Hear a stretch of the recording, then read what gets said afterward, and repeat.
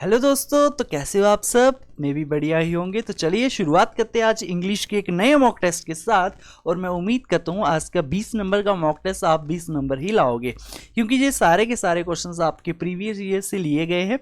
तो आज उम्मीद करूँगा मैं, इंग्लिश ईजी होती है मैक्सिमम बच्चों के लिए, तो आज आप सभी के सभी अच्छा स्कोर करोगे और आपको कुछ नया सीखने को ज़रूर मिलेगा। ठीक है जी। हर एक दिन एक नए नए सब्जेक्ट की एक नए नए इंपॉर्टेंट टॉपिक के साथ वीडियोस आती रहेंगी। तो अगर आप पहली बार जुड़े हो तो भैया जुड़े रहना, क्योंकि एग्जाम में आपको काफ़ी मदद मिलने वाली है। ठीक है जी। तो आज शुरुआत करते हैं मॉक टेस्ट नंबर 2 की इंग्लिश के पहले क्वेश्चन के साथ। तो पहला ही क्वेश्चन आपका किससे आ गया भाई? ग्रामेटिकल एरर से आ चुका है। तो ग्रामेटिकल एरर से आ चुका है तो आपको निकालना भी पड़ेगा कहाँ पे एरर है कहाँ नहीं। पूरी स्टेटमेंट को पढ़ो ध्यान से। पढ़ने के बाद इनमें से किसी एक ऑप्शन को चूज कर लेना, वही आपका सही आंसर है। ठीक है, बता दो। चलिए फिर स्टेटमेंट को आपने पढ़ लिया, बता दीजिए भाई।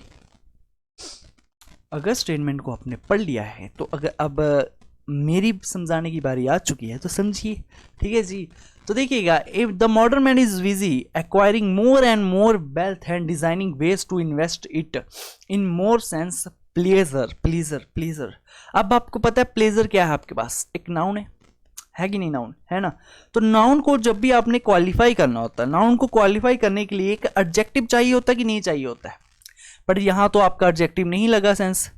अब मोर की बात की जाए तो मोर आपके पास क्या है? मोर आपके पास एडवर्ब है।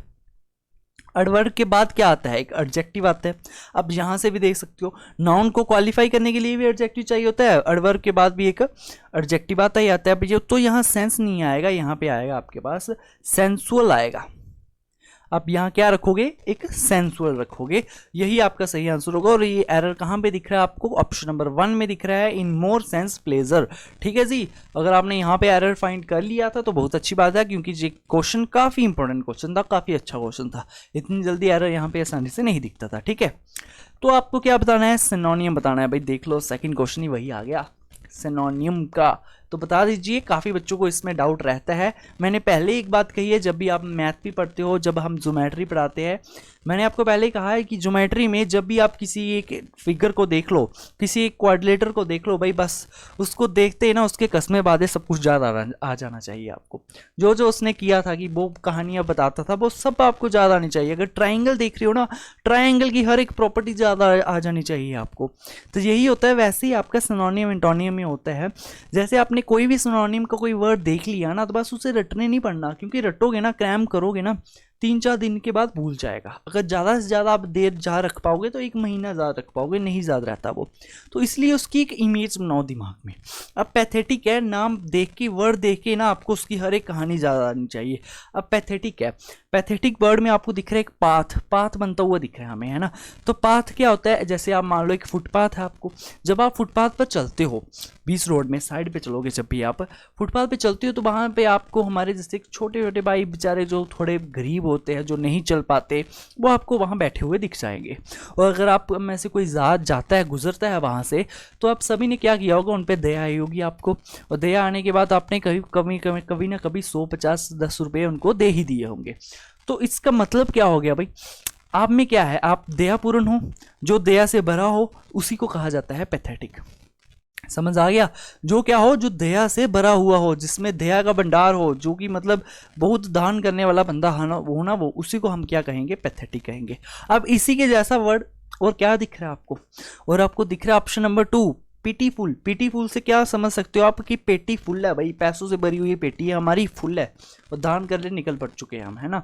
हम दयापूर्ण इंसान हैं, हमारी पेटियां जो है वो फुल है। जब आपकी गवर्नमेंट जॉब लग जाएगी तब आप ऐसा ही करोगे, पैसों की पेटियां भर भर के रखोगे और दान भी करोगे, है ना। तो इसी का यही था। उम्मीद करता हूँ आपको पैथेटिक कभी भूलेगा नहीं। पैथेटिक से आपको पाथ याद आएगा, पाथ से आपको फुटपाथ याद आएगा, और फुटपाथ से आपको दान करने का इरादा जरूर याद आएगा। ठीक है जी, बढ़ते हैं क्वेश्चन नंबर 3 की तरफ। थर्ड क्वेश्चन आपका एंटोनियम बताना है आपने। किसका? हिलेरियस का। हिलेरियस का आपको क्या बताना है? एंटोनियम बताना है। तो सोचिए भाई, बता दीजिए। यहाँ तो आपको ऑप्शन देख के पता चल जाएगा, क्योंकि ये काफ़ी आसान क्वेश्चन था और रिपीटेड क्वेश्चन है, बार बार एग्जाम में पूछा जाता है क्वेश्चन। तो आपको ऑप्शन से भी आप इसे एलिमिनेट कर सकते हो अगर आपको मीनिंग ना पता हो।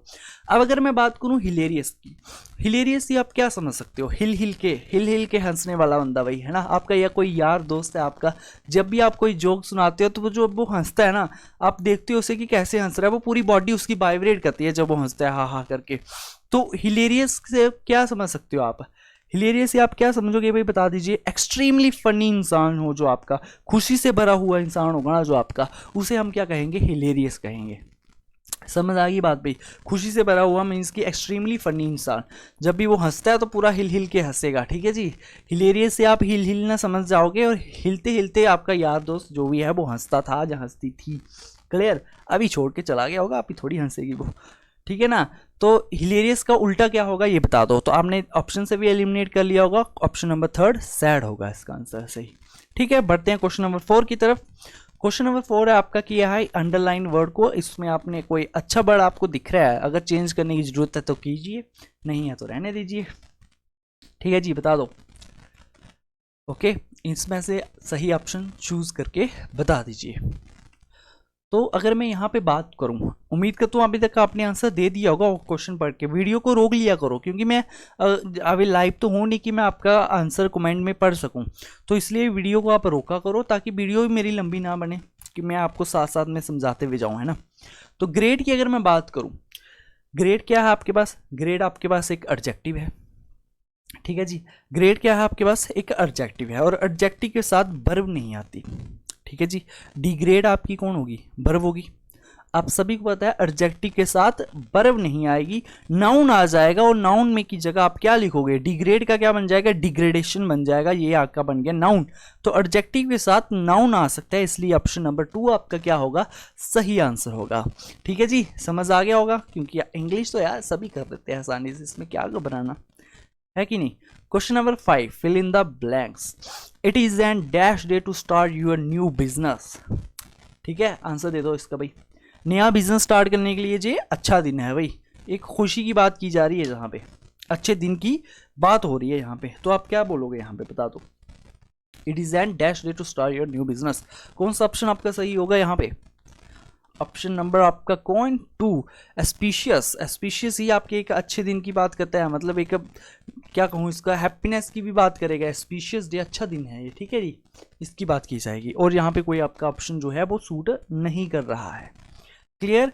क्वेश्चन नंबर 6 की तरफ, पैराग्राफ की तरफ आ चुका है, और इसका एक क्वेश्चन आपको देखने को मिलेगा, ठीक है। और यहाँ से आपके 4 क्वेश्चन जो है वो एग्जाम में बन ही जाएंगे, ठीक है जी। बता दीजिए, machines were made to be man servants yet man has grown. अब मशीन्स को जो बनाया गया था वो इंसान के लिए काम करने के लिए बनाया चुका था, बट काफ़ी इजी पैराग्राफ है, और जो मैं बता रहा हूँ 2 से 3 बार एग्जाम में पूछ लिया गया पैराग्राफ है, काफ़ी रिपीटेड भी पैराग्राफ है, ठीक है, इंपॉर्टेंट भी बन जाता है।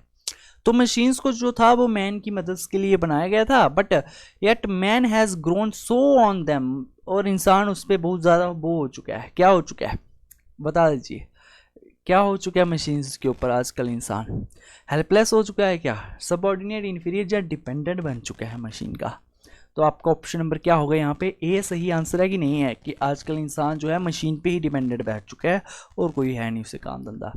क्वेश्चन नंबर 7 की बात की जाए, इसमें आपने बताना है that they are in a fair way to become his dash, to become his dash. और भाई ये फेयर वे है, मतलब मशीन्स इंसान का क्या बनती जा रही है, क्या बनती जा रही है भाई बता दीजिए, डैश में एडमिनिस्ट्रेटर्स, विक्टिम, स्लेव्स, ये तो होगा ही नहीं सीधा सीधा, ये बनती जा रही है मास्टर्स, ठीक है जी। इंसान के ये मास्टर्स जो है वो बनती जा रही है। Already man, next question, already man spend most of their lives looking after and waiting dash machines, and waiting dash machines. अब वेटिंग के साथ ना आपको पता है क्या आता है, अपॉन आता है, वेटिंग के साथ अपॉन आता है, ये प्रीपोजिशन से क्वेश्चन आ चुका आपका, ठीक है जी। वेटिंग के साथ हमेशा क्या आता है आपके पास, अपॉन आता है, तो यहाँ से आपका ऑप्शन नंबर डी जो है वो सही आंसर हो जाएगा। नेक्स्ट क्वेश्चन नंबर 9 की बात की जाएगी अगर, तो machines are very stern bosses, they must be fed with coal and dash petrol to drink, ठीक है जी। देख लीजिए, उनको फीड किया जाता है किससे, कोल से, और पेट्रोल दिया जाता है पीने के लिए, ठीक है जी। तो पेट्रोल दिया जाता है पीने के लिए, तो दिया जाता है उसको क्या लिखोगे आप? फेड है आपकी वर्ब की थर्ड फॉर्म है, तो इसको इसके साथ जो फॉर्म जुड़ेगी वो भी वर्ब की थर्ड फॉर्म ही होगी। और इसमें से कौन सी आपकी जो है वर्ब की थर्ड फॉर्म है?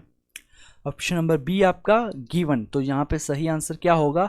गिवन होगा सही आंसर। बढ़ते हैं नेक्स्ट क्वेश्चन की तरफ। 10th क्वेश्चन क्या कहा गया है? And oil to wash with and must be kept it and dash temperature. कौन से टेम्परेचर में? इन ऑप्शंस को भी आप एलिमिनेट कर सकते हो भाई। इनमें से एक ही ऑप्शन है जो टेम्परेचर के साथ लगता है, एक ही ऐसा वर्ड जो आपका टेम्परेचर के साथ लगता है, वो कौन सा है? Option number D optimum temperature. Clear? बहुत बार ऐसा वर्ड सुना भी होगा आपने कि ऑप्टिमम टेम्परेचर। ठीक है जी, 10 क्वेश्चन हो गए, 10 के 10 सही आंसर भी दे दिया आपने। आ जाइए नेक्स्ट क्वेश्चन के ऊपर। Select the correct active form of the given sentence. Given sentence की आपने एक्टिव फॉर्म बतानी है, बता दीजिए भाई। सेंटेंस को पढ़िए ध्यान से, इसकी एक्टिव फॉर्म बता दीजिए। ज़्यादा मुश्किल है नहीं, इतना आसान क्वेश्चन है, बता दो भाई। क्योंकि प्रीवियस ईयर के आपके जितने भी क्वेश्चंस हैं ना, ज़्यादा मुश्किल नहीं पूछे गए थे यार, बहुत आसान आसान क्वेश्चंस पूछे जाते हैं आपके। जेके एसएसबी हो गया चाहे एसएससी हो गया, तो काफ़ी आसान आसान क्वेश्चंस जो है वो आपको देखने को मिलते हैं वहाँ पे। ठीक है, देखिए बता दीजिए 11th क्वेश्चन का answer. The thief was being arrested. यहाँ पे आपको दिख रहा है क्या है कि कौन सी फॉर्म लग रही है आपकी?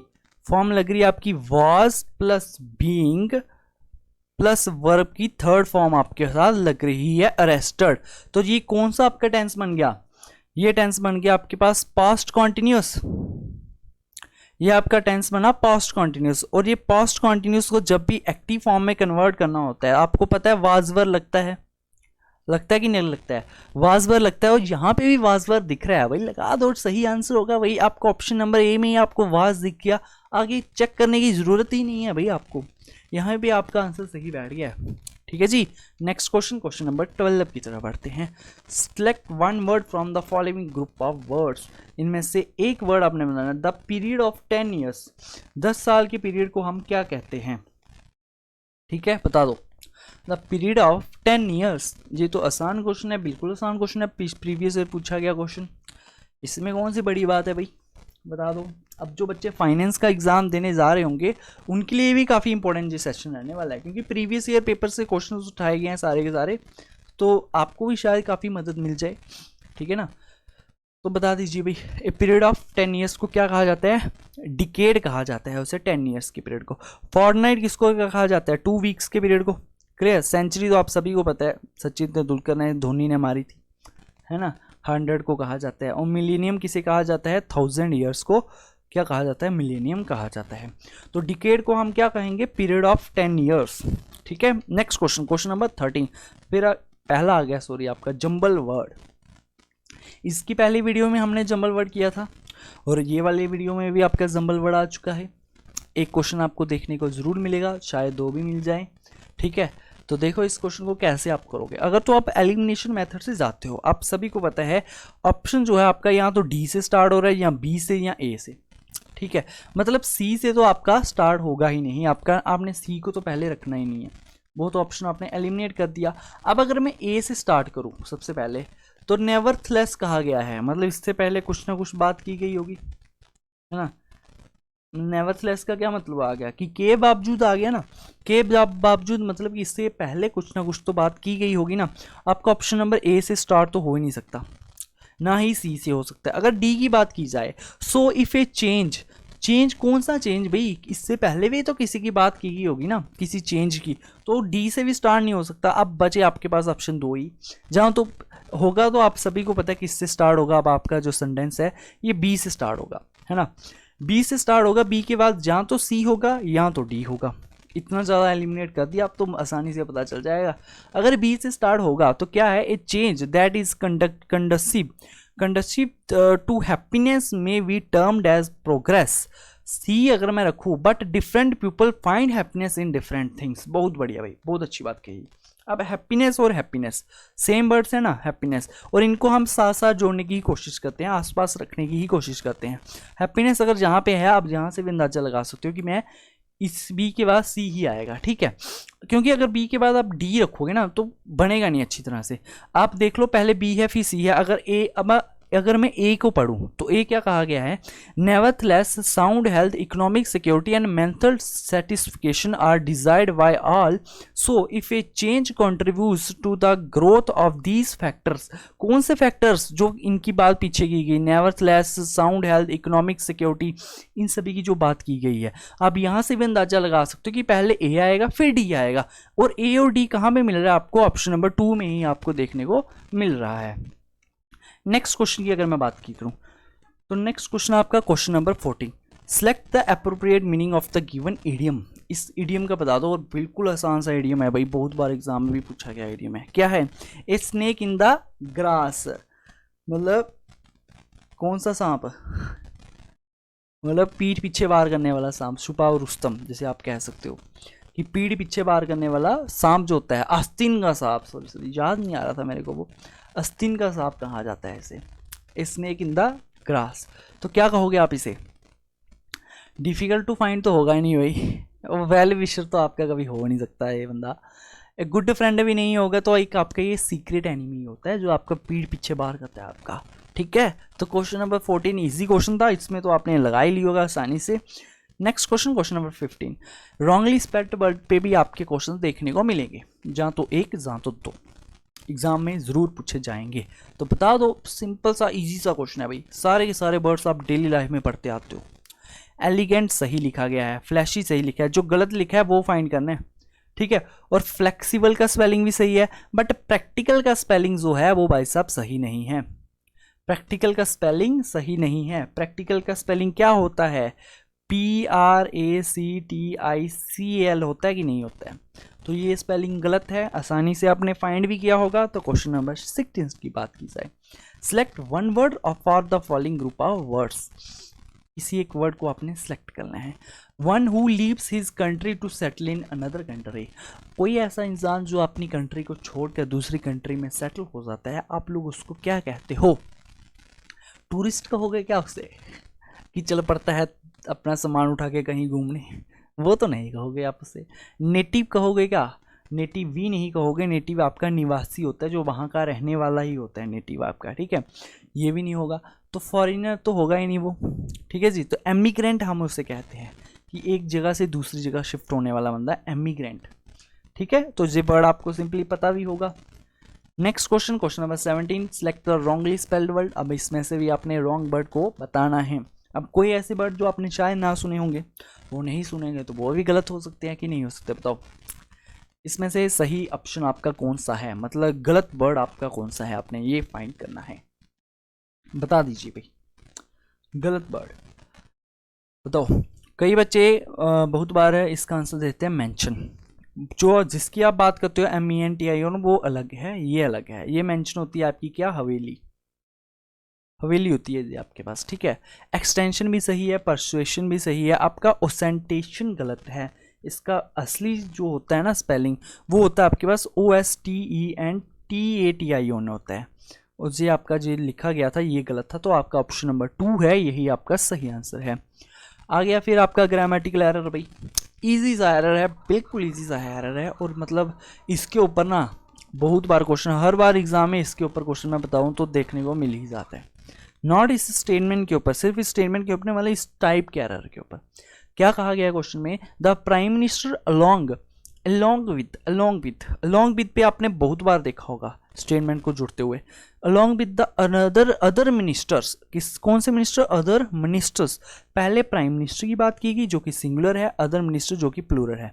अब आपके पास जो वर्ब लगी वो लगी प्लूरल, लगी ही नहीं लगी, अब बताओ एरर कहाँ पे है, इतना तो पता चल गया एरर कहाँ पे है, वर्ब के यहाँ पे है, हैव के ऊपर एरर, प्लूरल है। आप सभी को पता है जब भी हम किसी दो वर्ड्स को, किसी दो सब्जेक्ट्स को अलोंग विद के साथ जोड़ते हैं, तो जो हमारे पास वर्ब आती है वो किसके साथ आती है, वो पहले सब्जेक्ट के अकॉर्डिंग आती है, और पहला सब्जेक्ट आपका प्राइम मिनिस्टर कौन होता है, एक लौता एक ऐसा इंसान होता है प्राइम मिनिस्टर हमारा जो कि सिंगुलर होता है, तो यहाँ पे जो वर्ब होगी वो भी सिंगुलर होगी, यहाँ पे आएगा आपके पास हैज़। तो आपका ऑप्शन नंबर 2 में जो था वो आपका ग्रामेटिकल एरर था, सिंपल सा सेंटेंस था और बहुत बार रिपीटेड सेंटेंस है ये, ठीक है। क्वेश्चन नंबर 19, सिनोनियम बताना है आपको, पेनिटेंस का आपको क्या बताना है, सिनोनियम बताना है, बता दो भाई। अब मैंने पहले बात कही भाई, शक्ल देखते ही इसके सब कुछ याद आना चाहिए भाई, है ना। कहानियाँ, किस्से, जो जो बताया करता था आपको इंसान, वो सब कुछ याद आना चाहिए जब भी रास्ते में दिख जाए। आता भी होगा आपको वैसे, तो वही बता दीजिए। पेनिटेंस, इसको देख के क्या ज़्यादा आ रहा है? टेंस ज़्यादा आ रहा है कुछ? टेंस, इतना सा वर्ड दिख रहा है आपको, टेंस। टेंस से आपको टेंशन भी तो हो रही होगी, टेंशन ज़्यादा आ रही होगी। और और आपने जब भी पीछे चला गया, टेंस की ये बात करें अगर, तो टेंस से क्या बना आपका? टेंशन बना। और आप पछताते होंगे कि क्यों मैं उसके लिए इतनी टेंशन लेता था। इन लास्ट तो धोखा ही मिलना था, है कि नहीं? बहुत सारों को मिला भी होगा। तो टेंस से आ गया टेंशन, और टेंशन से आपको हो गया पछतावा कि क्यों मैंने इतनी टेंशन ली। तो पेनिटेंस को कहा जाता है पछतावा। क्या कहा जाता है पेनिटेंस को? पेनिटेंस को कहा जाता है पछतावा। भाई ऐसा ही होगा, कोई भी स्पेलिंग होता होगा, इसको देख लेना, ठीक है। पछतावा कहा जाता है पेनिटेंस को। और इसके जैसा कोई और वर्ड, कोई और ऐसी टेंशन, तो वो आपकी टेंशन दिख रही है आपकी ऑप्शन नंबर 3 में। यहाँ पे भी आपको टेंस दिख रहा होगा। टेंस से मतलब जहाँ पे टेंस लग जाए ना, समझ लो पछतावा हो गया हमें। टेंशन ली थी, आज पछताने क्यों ली थी, या क्यों ना ली थी, ऐसा भी हो सकता है। टाइम पे अगर मैं केयर करता अपने यार दोस्तों की, तो आज मेरा यार ठीक होता, है कि नहीं? तो ये ऐसा भी समझ सकते हो आप, टेंशन ली जब आपने, तब आपको पछतावा हुआ बाद में कि क्यों ली। ठीक है जी। तो टेंशन से समझ आ जाएगा अब ये वर्ड आपको हमेशा, पेनिटेंस, पछतावा। लास्ट क्वेश्चन आज का, फिल इन द ब्लैंक से। क्वेश्चन नंबर 20, ही डैश ए हीनियस क्राइम। क्राइम की बात की गई है, क्राइम हो जाए, सुसाइड हो जाए, नेगेटिव वर्ड्स हैं। तो नेगेटिव वर्ड्स, जब भी आप सुसाइड करते हो तो उसने क्या किया? उसने सुसाइड कर दी। उसे आप इंग्लिश में क्या कहते हो? ही कमिटेड ए सुसाइड, राइट? कमिटेड कर दी, उसने सुसाइड कर दी। वैसे आपका क्राइम है, ही कमिटेड ए हीनियस क्राइम। तो आपका ऑप्शन नंबर 4 जो है, यही आपका सही आंसर है भाई। ठीक है जी। तो उम्मीद करता हूँ आज के 20 से 20 क्वेश्चन आपने सही सही आंसर दिया होगा, और आपने अच्छे से इनको समझा भी होगा। अगर कोई हमसे पढ़ाने में थोड़ी बहुत भी गलती हो गई होगी जल्दबाजी में, तो माफ़ करना मेरे भाई। ठीक है जी। तो बढ़ते हैं किसी और नई वीडियो के साथ, मिलेंगे किसी और नई वीडियो के साथ। तब तक के लिए भाई साहब बाय बाय। थैंक यू आज के सेशन के लिए।